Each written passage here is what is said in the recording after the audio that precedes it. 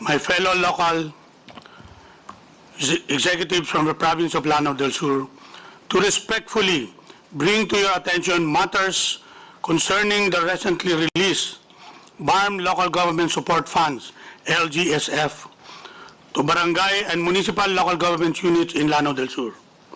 First, we have received reports from the ground that various barangay local government received funds ranging from 500,000 to 2.5 million, which were deposited into their respective accounts. They were informed that these funds were downloaded from BARMM as part of the local government support fund. However, many of them were subsequently instructed to return a significant portion of these funds. In most cases, they were only allowed to retain 200,000 to continue implementing a project. Second, we were surprised to find that only selected local governments, particularly those led by political allies of the current BARMM administration, received these funds. Based on our observation and inquiries, local governments not politically aligned with the present regional administration did not receive any allocation from the local government support fund. This raises serious concerns about the fairness and impartiality of the fund distribution. Our suspicions grew stronger when we heard from the news reports that close relatives and political allies of the BARMM administration received amounts far beyond what we could have imagined.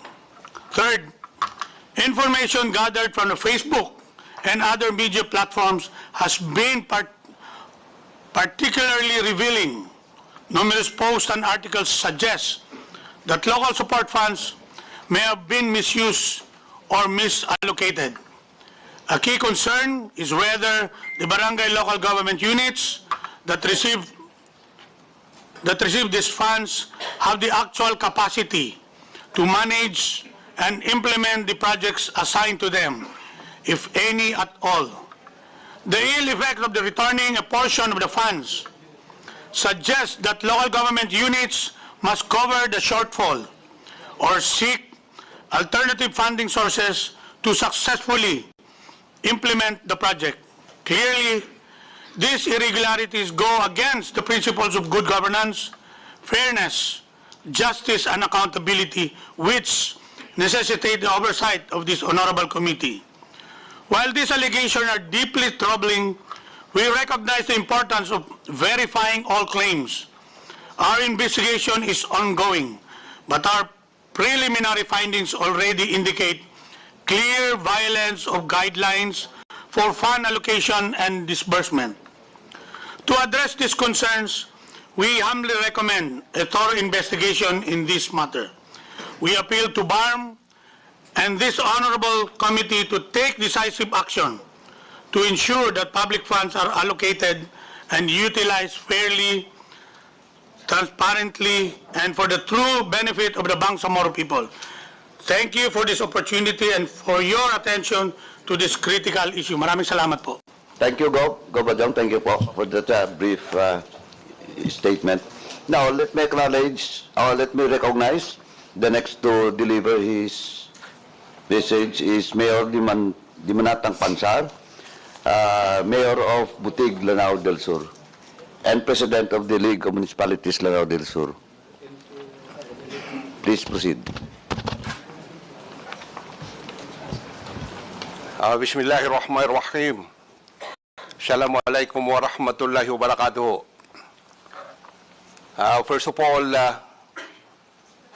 in behalf of the majority of the municipal mayors of the province of Lanao del Sur, we would like to express our sincere gratitude to the honorable members of the Committee on Accounts, particularly Congressman Zia Alonto Adyong, for spearheading and initiating this very important investigation related to the alleged gross anomaly and misuse of public funds that is intended for a noble purpose, and that is to uplift the standard of living of the Bangsamoro people who are suffering for the last several decades as a result of the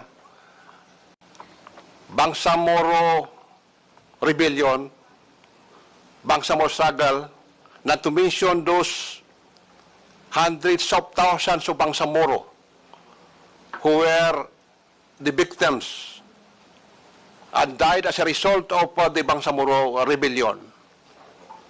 Secondly, Your Honor,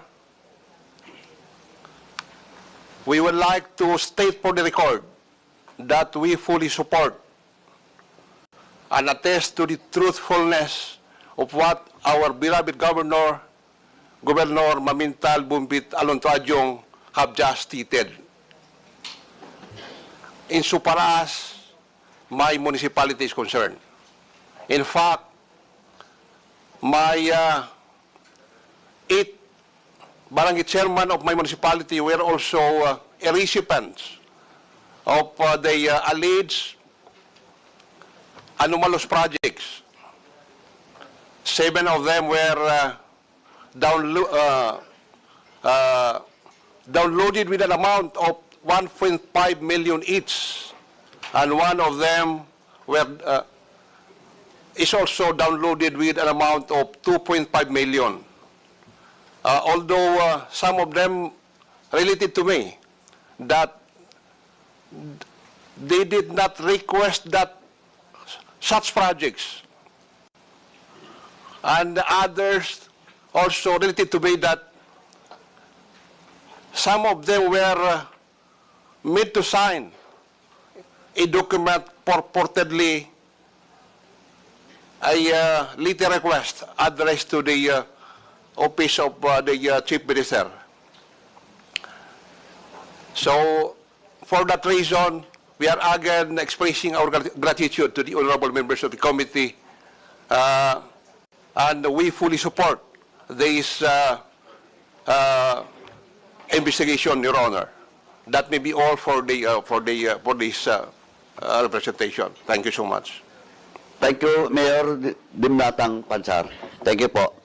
Now, before I recognize the next to deliver his speech, let me acknowledge the presence via Zoom. The Honorable Jervil Luis Ro, representing 2nd District of Batangas, our Vice Chairperson. Now, the next to deliver her speech is the President of Liga ng mga Barangay of Daton Odin Swat, Sinswat, Maguindanao del Norte, Ma'am Ivy Rose Sinswat. Please proceed.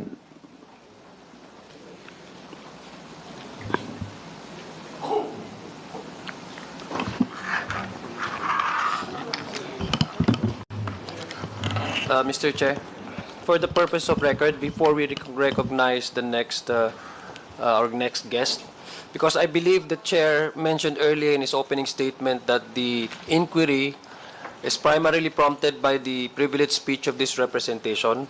I would just like to put into record, Mr. Chair, that there is also a resolution that was filed by 4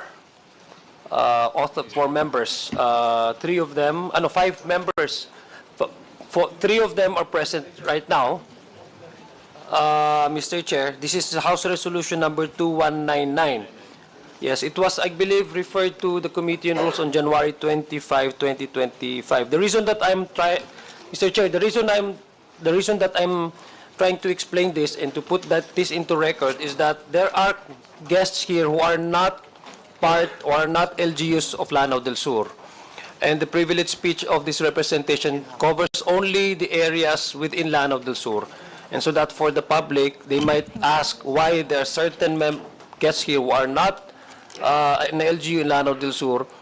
There is also a House resolution filed by some of the members here present in this committee who also would like this Public Accounts Committee to delve into inquire to the same subject matter that the privileged speech of this representation was actually delivered, Mr. Chair.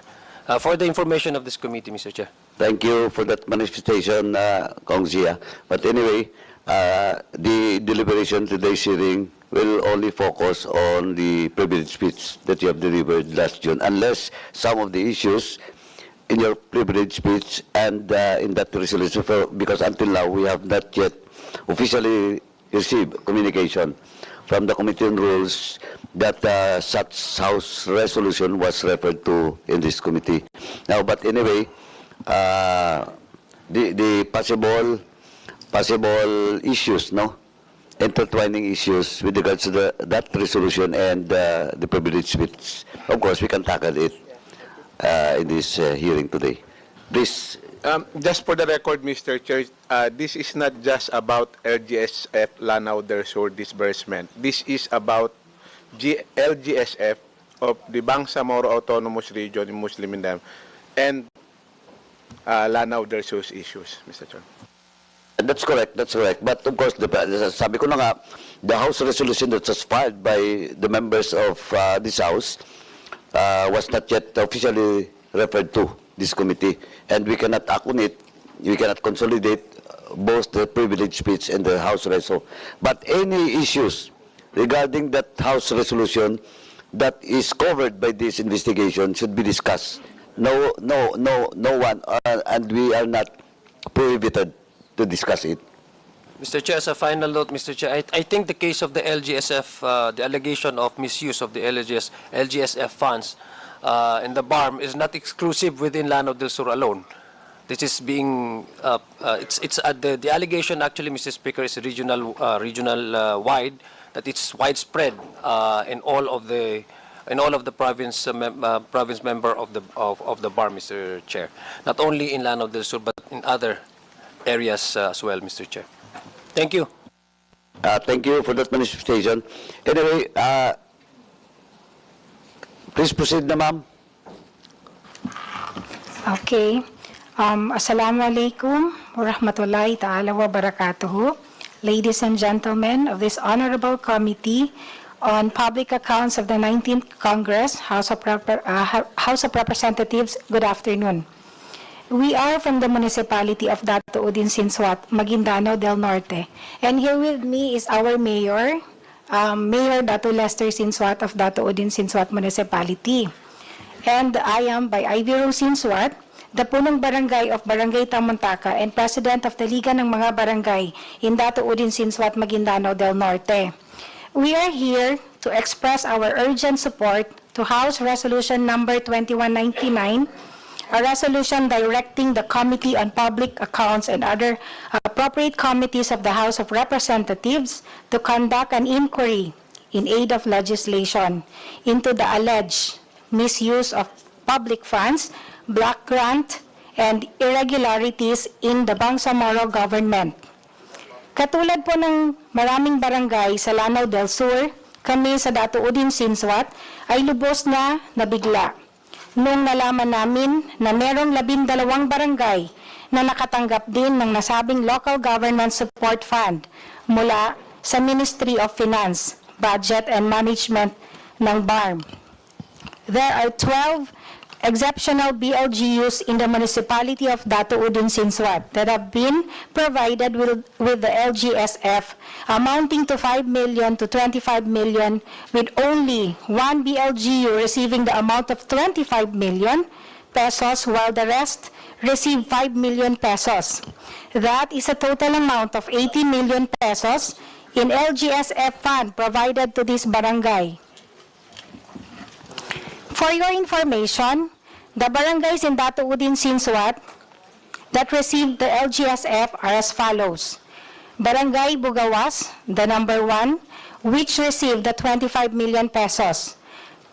Barangay Makir, Barangay Kurintam, Barangay Sifaran, Barangay Dinaig Proper, Barangay Tapyan, Barangay Banulan, Barangay Ambuludto, Barangay Tanuel, Barangay Sibuto, Barangay Marges, and Barangay Bito. Those 11 receive 5 million pesos each. We would like to emphasize that Barangay Bugawas, which received the highest amount of LGSF, was previously headed by Abdul Main Abbas, or more commonly known in the locality as Baba Abbas, as punong barangay, who is also now running for the mayoralty position under UBJP party, this 2025 national and local elections. The punong barangay now is the son of Baba Abbas, who is also first cousin of Minister Iqbal of Ministry of Basic Higher and Technical Education of BARMM. In his interviews with the media, Baba Abbas has been very vocal in admitting that their barangay has indeed received the 25 million pesos LGSF fund and has been using the same to help out those constituents and other barangays that may need their help, making it appear as assistance from the UBJP. This begs question, why is it that the LGSF that is supposedly granted to assist specific local government units are using the same to help other barangays, which were not granted the LGSF? To our mind, this is not the purpose of the LGSF as it should be. It should only be support of the local government unit, which was granted the same, and not any other local government unit. To do otherwise, to our mind, constitutes malversation of public funds, as the LGSF is spent for the purpose other than it was intended. We find this reprehensible and warrant our full attention in determining the propriety of the grant of the LGSF in these barangays. Thus, we express our full support in the conduct of this instant hearing. Ating inaasahan na sa pamamagitan po ng hearing na ito ay masigurado natin na ang pondo ng ating bayan ay magamit alinsunod sa batas. Atin din pong inaasahan na sana ay hindi magamit ang nasabing pondo sa darating na election. Muli, maraming salamat po and wassalamu alaikum. Thank you. Next to